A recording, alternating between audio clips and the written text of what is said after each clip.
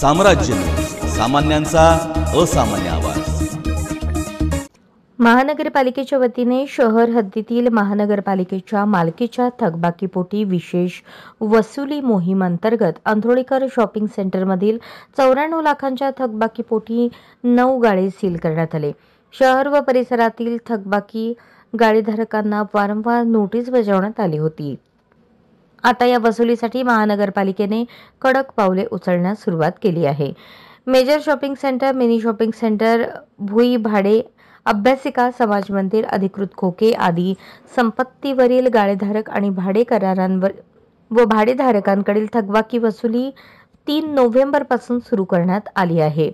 महापालिका आयुक्त डॉ. ओंबासे यांच्या आदेशाने उपायुक्त आशिष लोकरे यांनी ही मोहीम हाती घेतली आहे। यासाठी 5 विशेष पथक नियुक्त करण्यात आले आहेत। मोहिमेच्या पहिल्या दिवशी शहरातील अंत्रोळीकर शॉपिंग सेंटरमधील 9 गाळे सील करण्यात आले।